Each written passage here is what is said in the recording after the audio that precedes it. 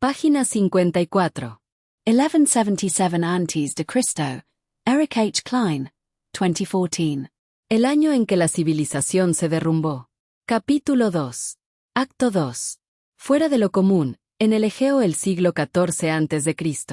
1.14 Los archivos de Amarna. Probablemente, la existencia de la lista egea no debería sorprendernos, ni tampoco la de otras listas similares en el templo, que en conjunto catalogan el mundo conocido por los egipcios en el siglo XIV a.C. En efecto, otras pruebas nos indican asimismo que Amenofis III era consciente de la necesidad de establecer relaciones con potencias extranjeras, sobre todo con los monarcas de tierras de importancia diplomática o comercial. Acordó tratados con muchos de estos reyes y consolidó los acuerdos celebrando bodas con varias de sus hijas. Así lo atestigua la correspondencia que mantuvo con esos reyes, conservada en un archivo de inscripciones sobre tablillas de arcilla, descubierto en 1887.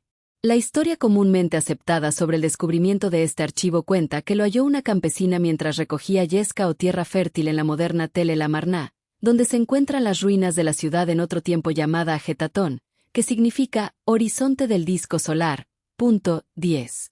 Amenofis IV, el hijo hereje de Amenofis III, más conocido como Ajenatón, había edificado a mediados del siglo XIV a.C. una nueva capital. Ajenatón sucedió a Amenofis III, pero, probablemente, primero gobernó durante varios años con su padre, hasta que éste falleció, en 1353 a.C. Al poco de asumir el poder en solitario, Ajenatón puso en marcha lo que hoy se conoce como la Revolución de Amarna. Clausuró los templos que pertenecían a Re, Amón y otras deidades principales, se adueñó de sus tesoros ingentes y se reservó un poder inigualable como jefe religioso, militar y gubernamental.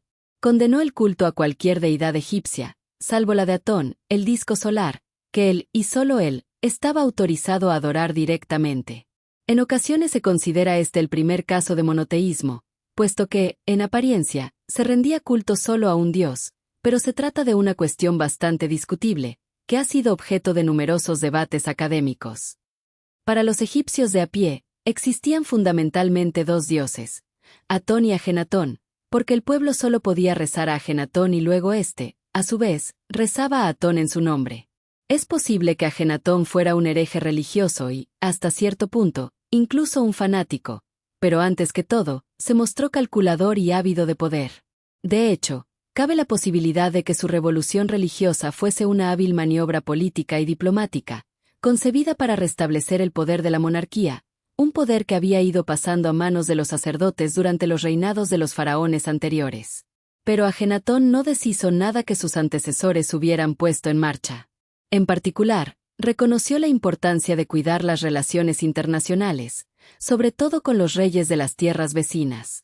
Ajenatón conservó la costumbre de su padre con respecto a las negociaciones diplomáticas y las asociaciones comerciales con potencias extranjeras, ya fueran de primer o segundo nivel, incluidos su Piluliuma y los hititas. 11. Mantuvo en su capital, Ajetatón, un archivo de la correspondencia con estos reyes y gobernadores.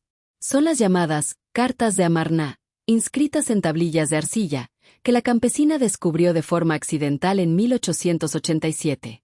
El archivo se encontraba originalmente en la Oficina de Documentación de la ciudad.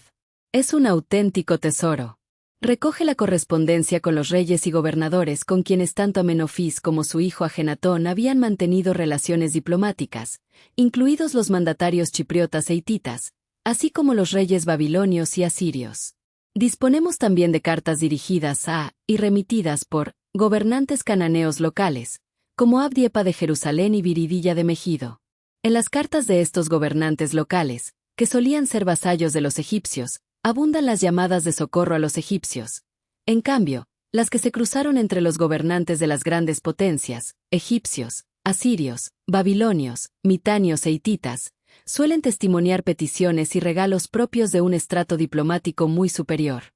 Este archivo de Amarna, junto con el del siglo XVIII a.C. que se descubrió en Mari, está entre los primeros de la historia universal que sirven para documentar las relaciones internacionales intensas y duraderas que se dieron en la Edad del Bronce en los territorios de Egipto y el Mediterráneo oriental. 12. Las cartas estaban escritas en acadio. La lengua franca que la diplomacia contemporánea usaba para las relaciones internacionales, en cerca de 400 tablillas de arcilla.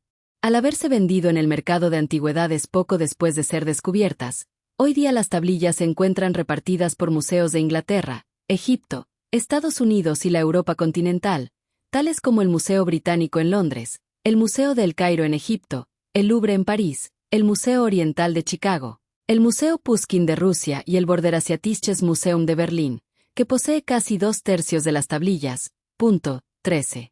Página 56.